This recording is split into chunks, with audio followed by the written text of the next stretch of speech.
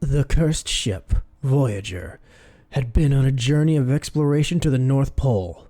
She was homeward bound, when unfortunately, the icy grip of the northern winter closed in, and the Voyager was surrounded by great blocks of solid ice.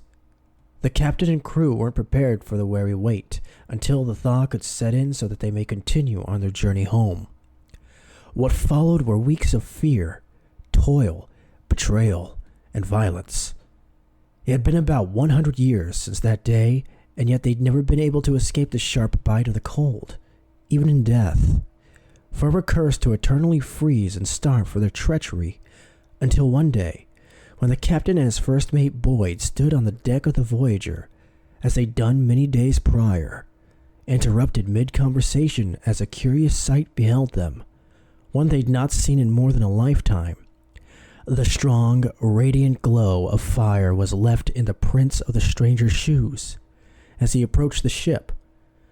Being thought of as a non-existent in this level of hell, they quickly brought the man of fire aboard at his request, his mere presence warming their ever-freezing bones. Who is captain of this vessel? I am the captain. My name is Walton. And where is this vessel bound? We'd been on a voyage of exploration to the North Pole, but when we commenced our journey homewards, the ice closed in and never set to thaw. Lovely story. Now, may I partake in your shelter and hospitality, my frozen fellow? Well, certainly so, if you can spread the long-forgotten warmth, Mr. Dr. Alistair ALASTEIN, I am weary and starving, much like yourselves, and I must express my gratitude as I finally have more than an ice sheet to rest my head upon, and of course company to share the warmth of my personality with. But alas, I shall not stay long, as I must carry on my quest to destroy the evil of which I created. You do speak strangely. Forgive me, if I may crave your kindness for some food. Mr. Boyd, take Baron ALASTEIN down to the cabin and see that he is made comfortable down there. Give him food and drink. Sir, we have no food. You're doing nothing with that frozen flesh. Let our friend the Baron have a meal. But sir... Those are my orders. Aye, aye, sir. Well, Mr. Boyd, how does this stranger progress? We put him to bed, sir. He slept for quite a long time. Seems better now, but I think his mind is rambling. Why do you say that? Well, every now and again he speaks of some demon, the likes of any we've seen before. True monster. He also peers through the portholes. Strange. It truly must be something hideous to have deranged his mind so. No doubt he has a story to tell. Has he mentioned anything that may supply a key to this mystery?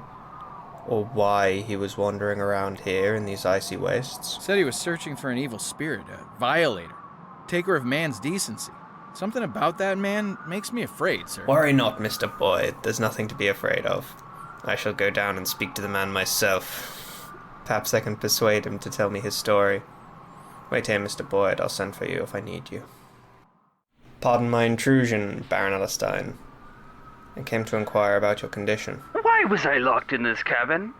Are you trying to keep me prisoner? I'm considering your own safety. Considering my own safety? I tell you, sir, you should consider your own. I wish to repair the great wrong that I have done. My friends, my family, they have all been ravaged, and I am the ravager. Look at me, Captain. You are looking upon a man that has unleashed a true horror upon the entirety of this realm. Would you perhaps like to relax? Relay to me some of your story? I assure you, I am a ready listener. Be seated, Captain, and I shall tell you of how I made the horrid mistake in making man with my own hands. For in my death I was granted a powerful gift, one that allows me to commune with one scene and travel between levels at my leisure. And of course, this ability, this power, went to my head. After many countless years of wandering the plains as I've pleased, I've experienced many an incredible phenomena, and within these studies and travels I came to a wonderfully awful conclusion that I wanted to, and could, create a life of my own. This seems, well, quite incredible, Baron. It may seem incredible to one not acquainted with the darkest of powers. I took little time to consider the ramifications. I'd taken up refuge in a long, untouched tower on the Plain of Pride. The complex, nearly untouched mechanisms left inside provided me with the materials to do so with what I pleased. And within my confidence, I took in the poor lost soul of one by the name of Nifty. The dear wasn't quite intellectually inclined, but she made up for it in optimism and work ethic. For many months we worked together at the top of the tower to create the ultimate creature, one that portrayed all of the deadly sins: greed, gluttony, violence, and lust. Are you speaking the truth, Baron ALASTEIN? As little as a sinner's word may be worth, I assure you I am. Did you succeed in this monstrous project? Indeed, I most certainly did, for otherwise I would have no reason to be here in front of you. I created such a thing, taking both roles of God and Lucifer into my own hands. You may well shudder as I tell you of the creation of this monster, and why you found me wandering the White Wastes. Oh. Captain, open that door! Let me complete my work now! Mr. Boyd! Mr. Boyd, come at once, and bring a pistol with you. Captain, no! You are condemning your first officer to a fate worse than death! There is a monster out there, a seed-crazed, conscienceless beast! Captain, what happened? Did you bring a pistol? Yes, Captain. I and all the officers grabbed one. Is there anyone out there now? Nobody, sir. Very well. I shall unlock the door, and you may come in. And what did you see? Tell us what happened. I heard the captain's call and rushed down the companionway. Though before I arrived, an incredibly tall, lanky figure leaped out at me. I was knocked to the floor. By the time I arose, I saw no one. I dashed back on deck again, and nobody was there. The monster was here. You're lucky it didn't consume you whole. I have no choice but to believe your story now, Baron ALASTEIN. I created that monster, and I mustn't stop until I kill him. What does he mean, sir? It is a strange story, Mr. Boyd. One that we will not press upon him tonight. Ensure he's given every care we can offer, and I shall ensure the man on watch is replaced. I don't believe the monster will return tonight. Why, sir, the storm has picked up. The blizzard is raging out. Let us trust that this monster perishes in the storm. I am to be called if any sign is seen of him. Try to rest for now, Baron ALASTEIN. Mr. Boyd, ensure 2 men are on watch tonight, and prepare your cabin, so I'll be sleeping with you. Aye, aye, sir. I bid you good night, Baron. We'll speak on the morrow. I've been told you seem much better today, Baron. We saw nothing, but I must say I'm quite puzzled by this story of yours. Well, Captain, I've told you of the many months me and my companion Nifty worked exclusively on this project. I was set that this creature of my creation was going to be beautiful, though in my labors I neglected my friends, neglected my family, and worst of all, I neglected my darling Charlotte.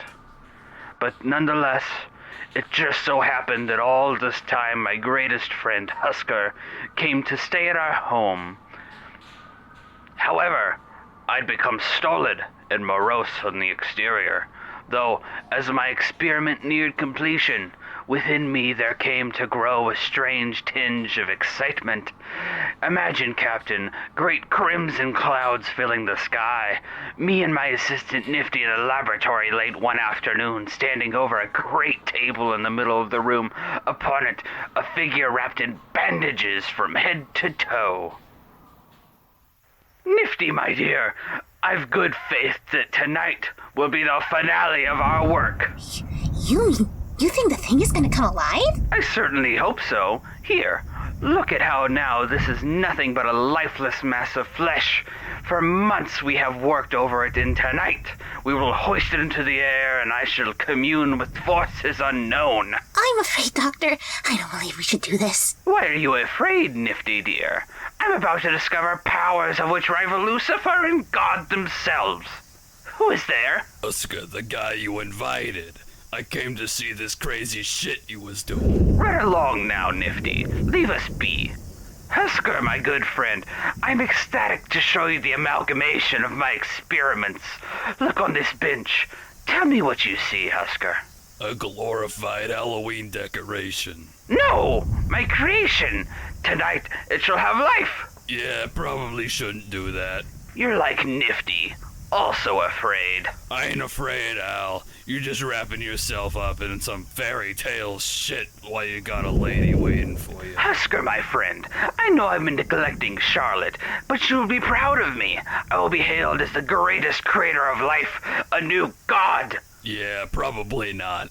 Just trash this and marry Charlotte and go away somewhere for a good long time. You look like shit. I have been working too hard, but I can't just simply give up after all this time that I've worked. So you love this thing more than you do Charlotte? No, of course not. I love Charlotte very dearly, but I must do something with this work, you see. You don't understand, Husker. I will have the ability to make life itself. Things like this ain't meant to happen, Al. Get your head out of your ass. Oh, Husker, you are my best friend. You can't seriously ask me to give up all of this work. Besides, I was going to ask you to be present for tonight's events as I unwrap this gift from myself and show you what can truly be done. Fine, Al. Just can it and I'll do whatever. Fantastic. Now, my friend, let us go so that I may speak to my dear Charlotte and ask her to attend this evening. And so, Captain, I went and sought out my love. At first, she was horrified, but gradually she consented, and later that evening, Charlotte, Husker, and I entered the laboratory to find and join Nifty in looking over the table on which my creation lay waiting to be brought into this world. Well, my friends, here we are. You are soon to witness history in the making as I, Baron Alistair von ALASTEIN, harness powers unknown to the rest of the underworld to bring forth a being of my design. Now, come, Nifty, it is time. It is done. The ritual is complete. Come, the lot of you. Come watch in awe as I unwrap this beautiful fig... Good God, it's hideous! Jesus, fuck, yeah, you really made something alright. Markings of a curious color across his body. The eye is black as pitch.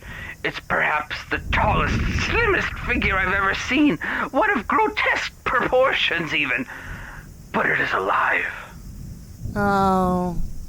Can it speak? Not yet, my dear. It must first learn to speak. Oh.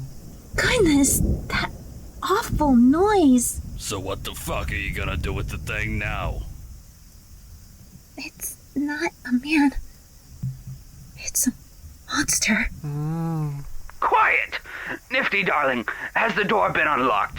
Yes, sir. Wonderful. I shall move the figure into the room onto the bed and lock the door. Nifty, you will stay here for the evening and ensure that no one other than I enter, not even yourself. It's staring at me. Oh. I will train it myself.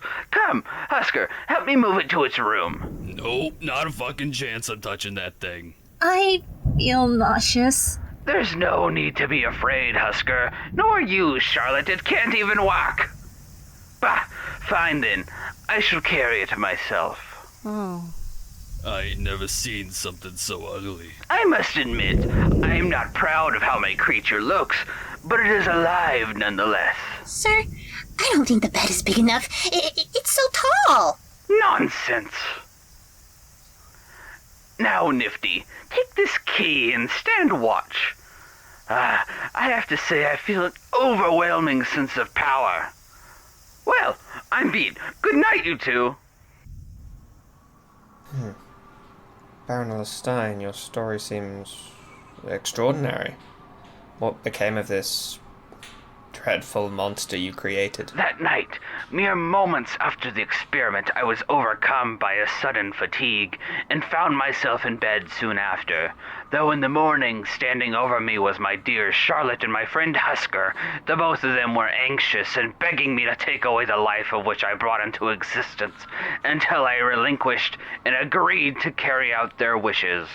Well, it seems like you came to quickly regret this rash experiment, Baron. Indeed I did, Captain. I dressed rather quickly and went downstairs to meet Husker so that we may walk to the laboratory together, though when we arrived, things had gone horribly awry. I called for Nifty to no response, a pit growing in both mine and Husker's stomachs as we investigated further, to find the door behind which the creature was last night open wide with the key in the lock. We warily investigated closer, finding a figure in the bed, the sleeping body of my assistant. Tell me, Baron, what happened after finding your unconscious assistant that day? I'll tell you. Husker and I went to search, of course, though our search proved to be fruitless. Many days in, there was still not a single sign of the monster. I soon came to believe that the monster had wandered off aimlessly, soon after finding its death in the wide, violent plains of hell. Though there came a day where even I nearly forgot that the monster ever even existed to begin with. Charlotte, my dear, I've been meaning to ask, will you marry me? Let us take a long journey together. Of course, Alistair. But are you sure nothing further will be heard of that horrible creature? It has been many months since the creature disappeared, and we've not heard any signs of it.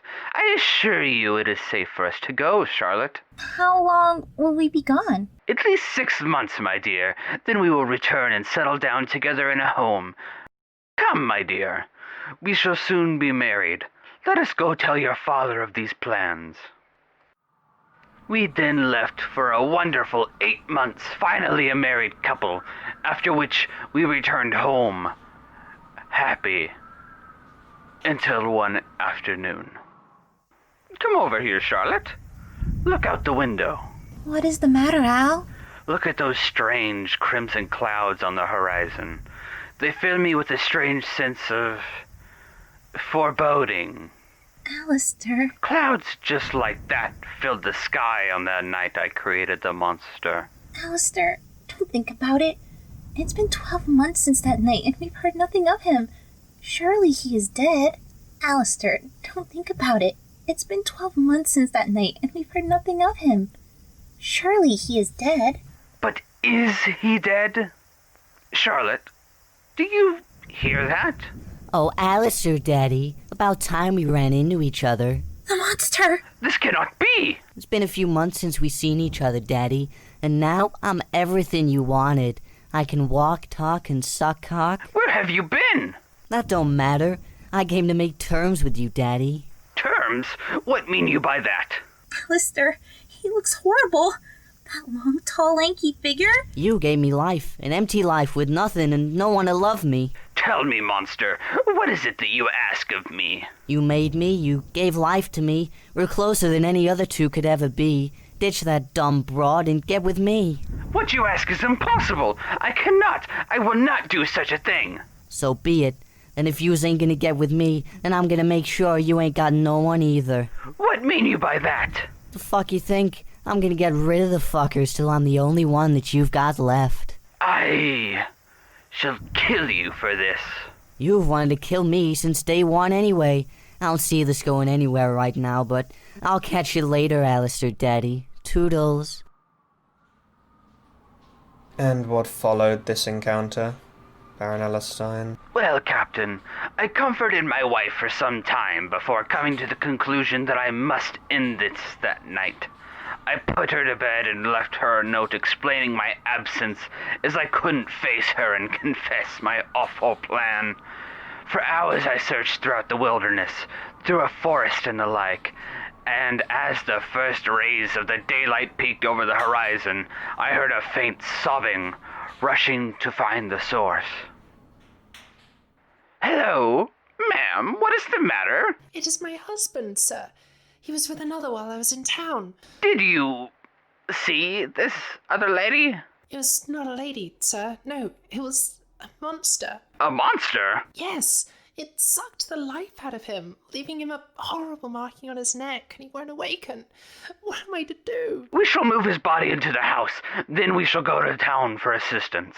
and so we took the body inside and prepared to head back towards town, though before we were even close to stepping foot out the door, he came back. Oh, Alistair. Fancy meeting you here. I knew you couldn't resist this ass for long. I have followed you so that I may put an end to you and your dirty deeds. Yeah, you can try, sweetheart. Hey, get lost in the woods or something, dumb broad. This is Guy's business. The poor woman. Why did you kill her husband? He ain't dead, dumb shit. Then what of the mark on his neck and his unending slumber? What do you think? I've not any words. Don't need him, Al. He was basically my daddy with what happened a year back. He gave me life, but nothing more.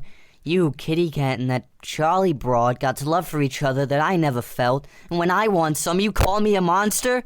I came across these two, full of love and shit, and why can they have it and not me? Because of you, ALASTEIN. Yous all call me a creature, but I'm a person, goddammit. The only thing I'm missing is love. And why did you do this to this man? 'Cause you made me unlovable. Not you, not your friends, or any fucker is gonna give me love after what you made me.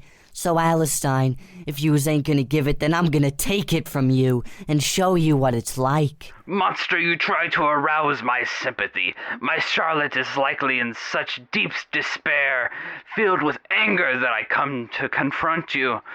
Why, if I'd done what she'd asked, you'd never have felt life to begin with. I'm gonna cut to the chase with you, Al. If yous don't be my guy, then I'm gonna make sure you ain't anyone's guy. But I cannot do it. Yeah, I'm trying to reason with you. You made me with them hands of yours, and all I want to do is hold them in mine. I just want what everybody else has. Don't deny me that, Alistair. If not for me, then for that Charlie broad. Every day you deny me this is another day that she lives in pain, all because of you. Baron, surely you didn't agree to this monster's commands. With dragging footsteps, Captain, I returned home to find my wife Charlotte and my best friend Husker waiting for me. Alistair, my love, I'm so glad to see you. I worried that the worst had happened after reading your letter. Tell me, what news have you? The monster still lives, but have no fear, no more harm shall be done. How do you know this? I've spoken with him, and we shan't ever be subject to his presence again. So, you lied to her? Yes, Captain, but I had no other choice to spare her from the horror of this reality. My wife had left the room as me and Husker began speaking. He offered me whatever help he could, and in the end, we convinced Charlotte that he and I were going to take a vacation to calm our nerves. We told her not where we were going, but privately agreed upon a large cottage on the island within the Lake of Fire. We were there many weeks, possibly months, without a sight nor a sound, even similar to that of the monster, though one evening, after Husker had gone to bed. What in the hell? Guess who? You! I've been watching you this whole time. I chased you here to the middle of the Lake of fucking Fire, and finally, I'm happy that we can be together, knowing that soon it's just gonna be you and me in the middle of nowhere, together. You look worse than ever. Just thinking of how I gave you life fills me with horror and remorse. I cannot stand the sight of you. Begone! You better not be like that, Alistair. Until I have your love, I'm gonna take away every last thing that you do. Have you not committed any more vulgar acts this whole time? One, but he ain't complaining. You beast! You promised no more! And what gives you the right to command me, huh, pal? Did I not create you? Did you not promise to me if I gave you what you wanted, you would leave others alone? Sometimes you're just in the mood to fuck. Can't help it. And besides, the only commands I'm gonna follow are in the bedroom, and soon you'll be the only one having to worry about that. Get out of here, you wicked tart! Leave me be! Sure, but no, I ain't gonna be far away. You won't make a move that I don't see. Catch you later, sweetheart. And so, did you see any more of the monster that night? Not that night, but I was stunned, unable to leave my seat until dawn broke. Husker found me that morning, not having left that spot, and I explained to him what happened after he'd laid down the night before. We made an agreement to leave on the next ship that came through. We were mere minutes away from departure when Husker realized he'd left his briefcase in the cottage and went to retrieve it. I thought nothing of it until moments later a ghastly moan filled the air. By the time myself and a few sailors arrived, it was too late.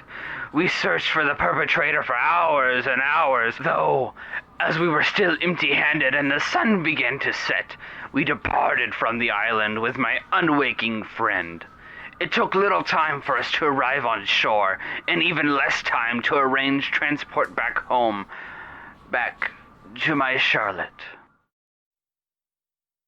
Alistair, it's so good to see you once again. I'm so glad you're home. As am I to be home, my dear. How are you, my love? Have you recovered from the terrors of the monster? Indeed, darling, I am well. Yet, you look so weathered. It's just been a long trip, dear. And where is Husker? Did he not come with you? No, Charlotte, he, decided to stay on the coast for some time. Now, enough questions. Tell me about yourself. Have you been happy here? Oh, Al, how could I be happy without you here? I eagerly awaited your return. Have you any encounters with the monster? Not a sign. I've been living with the high hopes that he had perished so that we may never hear of him again. Why? Have you seen any of him during your travels? Well, once, yes. On the island. And here I'd hoped that the creature was dead.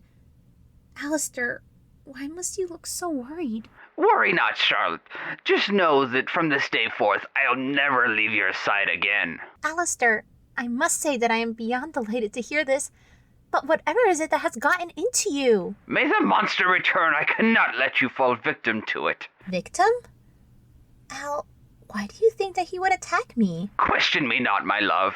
Just do as I ask. And what came of it? Did you see the monster? Indeed, Captain. As we continued speaking of the monster, a ghastly moan filled the air and the monster revealed itself once again. Ooh. Now, Charlotte, you understand the gravity of this. The monster has returned and it intends to take you away from me. Oh, Alistair, why would it want me? Yeah, don't flatter yourself, Toots. I ain't interested in any broad, let alone you. But if it doesn't want me, then what? Same thing that you do, sweetheart. That hunk of man meat in your arms. Oh, Alistair, do not leave me once again. Worry not, my dear. I have no intention of doing such a thing. Fuck me, you twos are boring. I'll catch you later, Daddy, but don't worry. I'll be closer than you think. Oh, Alistair, whatever will we do? And what did you do, Baron ALASTEIN? The next day, I had been making arrangements downstairs for her travel away from the cursed abode to her parents for the time being. When upstairs, the horrible monster came out of the closet. By the time I ran up the stairs, the struggle was over, and my greatest fears had become apparent. Well, this seems quite distressing for you, Baron. Shall I leave you alone? Wait. Did you hear that? It is the monster! Captain, are you armed? I am not. We meet again, ALASTEIN. Why have you come here? How long have you been in the closet? You sick, deranged harlot. I have no sympathy for you. Captain, no! Stay where you are, lest you suffer the same fate. Do neither of you realize that I too have suffered? This'll be over soon, ALASTEIN. I came to tell you that I'm done with others. I'm all yours, any way you want me. The only way I want you is dead, foul beast. Don't look to escape me, ALASTEIN. In living and in death we're connected. But for now I'll go. Go? Where to? To get ready for the end of this story. Baron, it'll be here before you know it. Captain, you must go on deck. Arm each of your men and have them watch. Carry a firearm yourself and return to me once you have. Captain, you have returned. What news have you? The ship is heavily guarded, Baron, though we have seen no sign of the monster. Though he promised to come back for me. I've placed men all over the vessel, Baron ALASTEIN. There is no way on or off board without being seen, I assure you. I can promise you this. If he visits this vessel again, then it shall be his last. I hope so. Do you feel you're comfortable enough to continue your story, Baron ALASTEIN? Indeed, Captain. I fell to my knees as I observed the horrid sight. Now, nothing is keeping us apart, ALASTEIN. What? You're still here? You can't escape my arms, Al. You are mine. Hear me, Alistair, I love you. Let me go! Let me go! You condemned me to a life of loneliness. You made me an object to hate. But now that this is over, you're one too. If only I had killed you. You can't. You and I both know that I'm the only one that you got left. But after all of this, you still want me gone. So I'll go. I'll leave you to the same life that you gave me. Where will you go? Where we belong, Alistair. Where even love is frozen. I'll be seeing you, Daddy. But wait, I must know. How was it that you were able to get into the house? How else is a guy like me gonna do it? I came out of the closet. And what happened, Baron? Did the monster make his escape? Indeed he did, Captain, leaving me no different than himself, an object of disgust and hatred. I left my home, my first steps being to find a trail or trace of my enemy. However, it was not hard, as he left a revolting trail of vulgarity the whole time, though I had not found him. I knew his destination. There was only one place for creatures such as him and I, and it is here, where the only feelings are that from a cold heart of hate. Upon arriving into this, the ninth circle of hell, I had come across the frozen abode of one that I'd soon come to realize had suffered at the hands of the monster. Though, before I had any inkling of what was to come, the monster burst forth from the closet standing behind me. It's about time you got here, ALASTEIN, because you are my creator, so should you be my lover? We're both outcasts now. Can we not be outcasts together? I have thoughts like you, feelings like you. If I had someone to share these with, maybe I could be happy. You ain't got nothing, not no one left to go back to. But here, you can have true love with me. You've taken everything from me, driven me to the deepest depths of hell, and you dare ask for love? Well, are you happy now? I haven't known a moment's happiness since I created you. And I ain't never known one since I've been created. Do you not think you owe it to me, to give me happiness, to give me your love? I owe you nothing but hatred. And because of that, because you couldn't give me a little bit of you, I took everything that you loved. And now we're both outcasts. Let there be love between us, ALASTEIN. I have sworn that I will never rest until I destroy that which I created. Perhaps I am responsible for some of your suffering, but I created you, and now it is my only desire to kill you. Then you can fucking try, but I ain't gonna give you the pleasure. Follow me, chase me, Baron ALASTEIN. Chase me until the end of time. Later, Daddy. And did you pursue this monster? He made his escape with incredible swiftness, though I followed in his tracks, searching for many months. He took pleasure in leading me on, sometimes leaving writings, markings, and even articles of clothing. This burned the fire inside of me to heights unimaginable, and occasionally I was rewarded with just a glimpse of him, though I would then lose him. Wandering aimlessly, I gradually found my way to the ship where you gave me your kindness and hospitality, Captain. I must leave you for now. I'll be on the deck if you require me. I'll return later to speak with you once again. I must say this is all beginning to feel a little strange. Have you any orders to give, Captain? No, not currently, Mr. Boyd. Have any of the men seen signs of the monster? We've seen nothing for the past few days, sir. Well, I'm glad. Sir. Yes, Mr. Boyd? About Baron ALASTEIN. The men are afraid of him, sir. They say he alone is a danger to have aboard, even aside from the monster. Nonsense, Mr. Boyd. You do not know the Baron as I do. He is a friend. Sir, the crew, they're quite adamant that we're all in danger. What if the monster were to come aboard? You're all armed. If the monster comes aboard, we will shoot. And what if the crew were to mutiny? They'd be foolish to try. That is what landed all of us here to begin with. Gather the crew here so that I may address them. All hands on deck! Have the officers stand with me, Mr. Boyd. For over 100 years we have been together, if not by loyalty, then by fate. And I shall not have this eternal voyage marred by another mutiny. I assume I still have the loyalty of the officers? Of course, sir. But we're afraid. If you remember, the creature once attacked me. I do remember that. All hands on deck, Captain. Men, it has been reported to me once again. Some of you are showing signs of discontent. For the greater part of this voyage, you've given me your loyalty, be it through character or fate. I ask you now not to mar that with murmurs of mutiny once more. I am told some of you are afraid of my new friend, our guest, Baron ALASTEIN. There is no need for you to fear him. He is a gentleman that has suffered much like ourselves. He has told me his story, and I feel deeply for him. In regards to the strange creature that sometimes finds his way aboard the vessel, I assure you the officers are armed, and if he comes aboard, they will shoot. Attempt to mutiny and disobey my orders, and you will meet the punishment that is given to rebels. If any harm comes to my guest, Baron ALASTEIN, the man who harms him shall meet his second death. That is all. You may go. Ah, Baron ALASTEIN. What are you doing up here? I have come to tell you and the crew that I am leaving. They've no need to fear me nor the monster any further. You sure about that, pal? What the hell? The monster! Fire! You, gonna kill me, or am I just gonna stand here all pretty?